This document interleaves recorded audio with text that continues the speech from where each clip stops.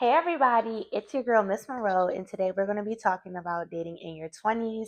If you like this type of content, make sure you hit that subscribe button, and you can also follow me on Instagram and TikTok at Miss Monroe Vlogs. Now let's get into this video. So if you follow me on TikTok, you already know I've been having fun with this dating scene recently. And it was on my mind to really make a YouTube series about dating in your 20s, and I never did it. And so during this video, I'm going to talk to y'all about what I've been learning about dating in my 20s and what brought me here to YouTube to talk to y'all about it. It's gonna sound crazy, but I feel like I was really called to talk to y'all about dating in your 20s. So back in December, I had started talking to myself and my friends about the type of content that I would like to make in the new year because it was really a goal for me to hit 10,000 followers on TikTok. So I'm on track to hit my 10,000 followers, y'all. So if y'all not following me, make sure you go and follow me on there. I'm at 4K right now. And I was telling my friends, like, I think it would be so cool to make, videos about me dating as a law student, dating as a Christian, dating through these different identities and these different lenses because the dating pool is crazy right now. It's literally horrific. And so sharing that experience I thought would be very interesting. So in January, I ended up tearing both my ACL and my MCL. And so it put a stop on everything that I was doing. It was like God was telling me, you need to slow down. All of these things that you have planned right now, it's not in line with what I have planned for you. So I took a step back. I worked on, rehabilitating my leg and focusing on law school and everything. And then in February, I felt called to do Lent. Lent is a Catholic tradition, but I'm Christian. And so I felt the need to decenter men in my life. So for Lent, I decided to give up men, which everybody was kind of like, what do you mean you're giving up men for Lent? And I feel like because I grew up with married parents, because I've always seen relationships around me, I've always had this desire for wanting a partner to love me with all of his heart. And so that's something that's definitely become, something that I really want, something that I truly desire. But you shouldn't desire anything more than you desire Christ. So I decided to give up dating for Lent. So I went the entire Lent with just focusing on Bible study, learning what's God's promise to me from a partner, and focusing on my relationship with God more than anything. And I think that was something that like I really needed to do. And it was so funny because while I was decentering men and really just focusing on myself, I felt like that was a time where so many people were trying to throw themselves at me. So many people in my messages, so many people trying to talk to me on a day to day basis. And I had to keep telling people, like, no, like, I'm okay. And then I decided to do a dry fast, which meant that I didn't have any foods for like a 72-hour period, I believe, from Tuesday to Friday. I didn't have any food for the last week of Lent.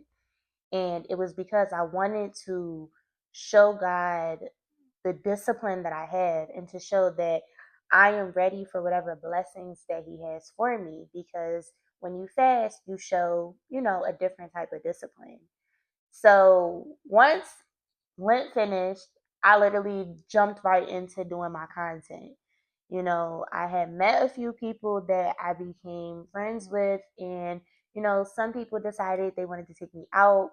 And so I started to vlog the experience on TikTok, and it's actually been having really, really great views. And so I wanted to go onto YouTube and really, expand my platform because there's so much that I'm learning about dating in my 20s. And so now let's really get into what I've been learning and how I've just been navigating everything.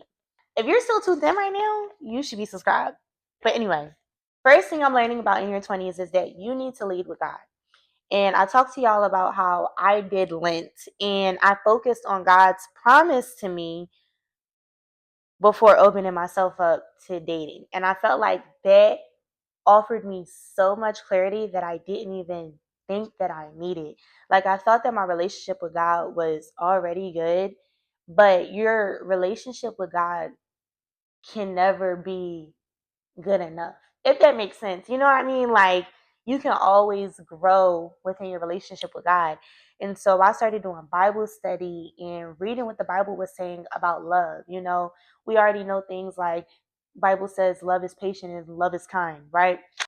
Okay, so like here are some quick highlights about things that I've taken away and I've been putting them into like my view when it comes to relationships.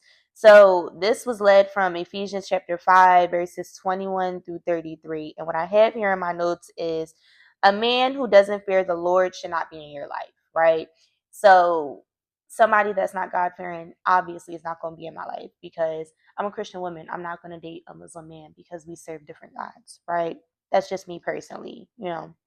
God said a man should love his wife as he loved the church. So just reiterating that if a man doesn't have a true relationship with God, he can't have a relationship with me. Period. God acknowledges idolatry. If you can put worldly desires before God, you have no place in his kingdom. And this is why it's so important to lead with God, because God can tell when you're idolizing a relationship more than you're idolizing God. You shouldn't be idolizing a man. You need to idolize God and the promise that he said he has for you. Everything else will fall into place. So that was something that I really need to take for myself. Don't let people's words deceive you in trying to minimize sin. Disobedience serves nobody. I don't know if y'all ever feel like you have moments where you're kind of contemplating on if you should do something or shouldn't when it comes to like dating or being in a relationship, but don't allow anybody to talk you into doing something that you know does not serve you well and it doesn't serve God, because like I said, disobedience serves nobody. So for me personally, I decided to become abstinent back in September. It's now May and I'm super proud of myself. And so people can easily try to make you, you know, do something that you don't want to do, especially when you're abstinent. And so it's important to stay obedient and to not let people deceive you with their words. So something else I have in here is men are to lead, initiate love, forgiveness, reconciliation without waiting first for the woman to act. And I also have in here that men are supposed to foster a community for his wife where she can thrive spiritually and personally. And once I read all of these things started to click. Like, if a man is not creating an atmosphere for you to feel happy and comfortable, then he does not belong in your life. Like, it's literally in God's word. And it might not be, we're not going to go on do a whole Bible study on here, but these are just a few of my takeaways. I will do a whole separate video about dating as a Christian, but these were just like certain things that really stuck with me in my journey in dating and why it's so important for me to lead with God. Because if a man is not doing these things that God said the man that he's going to bring me is going to do, then he doesn't have a place in my life. And I'm not saying that a man has to be perfect. It has to be exactly as God has written it to be. But you could probably find somebody that is nearly doing most of those things that the Bible says. Okay. So the next thing is healing. I feel like this will have a whole video of itself separately. It is so important to heal before you try to open your life up to somebody else and to bring them in to your space.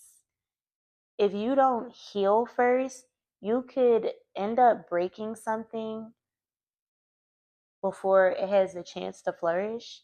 You could really block your own blessings. And so for me, I went through two really bad relationships while I was in college and in my master's program.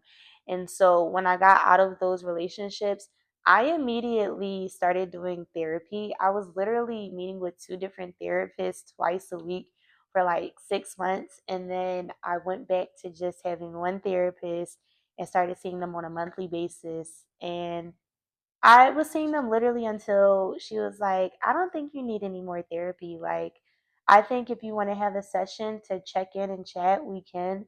But I don't think you need to meet on a regular basis for therapy anymore.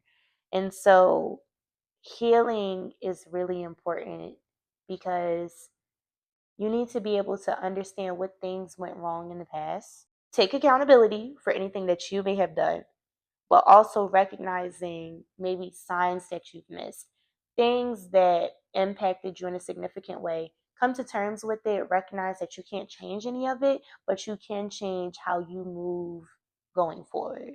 So it's super important to heal, and that's something else that I'm really learning in my 20s while dating.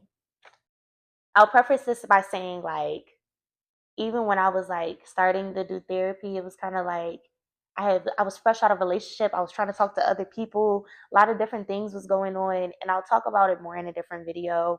But if you don't have that healing piece, you really do block your own blessings. And I feel like that was something that I did for myself. And I'm telling y'all this as y'all big sister because I don't want y'all to go through this at all.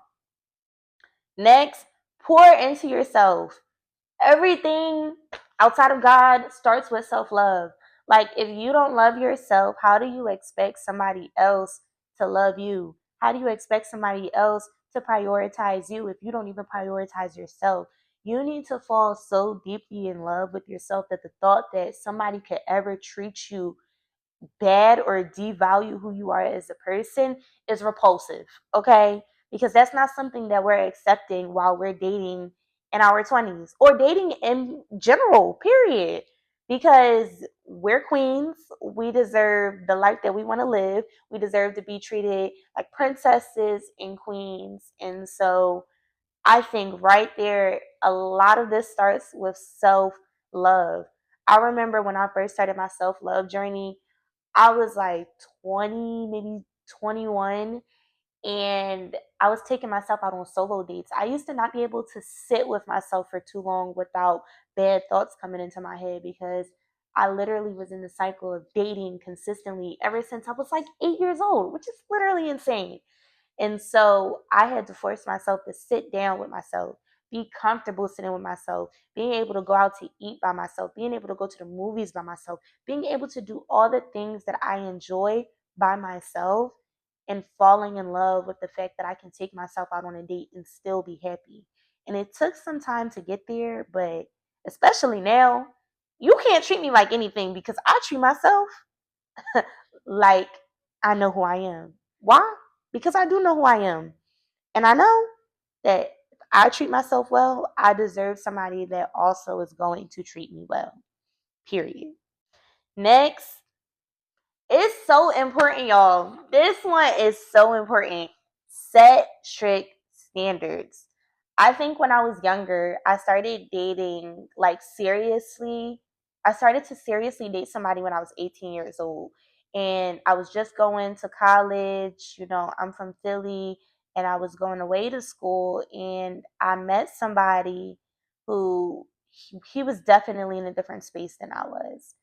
And it's important to set strict standards and to hold yourself to those standards because you don't want to be in a situation where you're not equally yoked with somebody. It is so important to be with somebody who you are equally yoked with because if you are not, it is not likely to work. And so for me, some of my non negotiables when dating with intention, because sometimes you can just date and just want to go out with people, right? But for me personally, when I'm dating with intention, the people, they got to have these non negotiables. So, first, you have to serve the Lord. If you are not Christian, if you don't have a relationship with God, it's a no for me. It's really a turn off that you don't have a relationship with God. And I read the word to y'all. Y'all know what the word says. So if you don't love Christ, how are you going to love me? Okay? Two, you need to have a bachelor's degree. I'm sorry. I am in law school. I am in law school and I have a bachelor's and a master's, and I'm about to have a Juris Doctor. So for me personally, knowing how educated I am, I want me an educated king. I'm sorry. I do.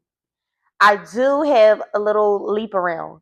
The other thing that you are allowed to have, if you do not have a bachelor's degree, is a profit generating company that has been established for at least 3 years, because 80% of businesses fail within the first year of business. So if you have been profit generating for 3 years, that means that you are doing something right. And that is something that I can get on the bandwagon with. I can hop on that. Okay. And then third, you need to have an example of love in your life. Now, this you don't have to have married parents, but I grew up with married parents, so I have seen love right in front of my eyes. I see love all the time, okay? And I'm not a stranger to affection and emotions and things of that nature. There are so many people who don't know how to love properly because they've never had a positive example of love. And I used to be really lenient on this, like, oh, like that doesn't matter. I could teach somebody how to love. No, I cannot. I cannot teach you how to love. You need a healthy example of love in your life, because I am done fixing men, trying to teach them how to love me the way that I want to be loved. Because honestly, when you were born into a family that loved you unconditionally, really gave you their all, that's a different type of love that if you didn't experience that, you're not going to really know how to give that. And that's not something I can teach. So I don't know. It's okay if you don't have married parents, but you have to have that example of love, whether it's from your grandparents, an aunt and uncle, your godparents, or somebody. But a healthy example of love is extremely important to me. And so, yeah, these are some things that I've been learning while dating in my 20s. And now this video in itself was more so like things that I'm learning. But in other videos, I will talk about my experience actually with dating different people and stuff. I'm also going to talk to y'all about dating as a high value woman, as a law student, as a Christian girly. So if any of those topics sound appealing to you, make sure you hit that subscribe button. Thank you guys so much for tuning in. And if any of these resonated with you, please let me know in the comments. So, yeah, thank you guys for tuning in. Like I said, don't forget to subscribe, and you can follow me on social media on Instagram and TikTok at Miss Monroe Vlogs. Bye, guys.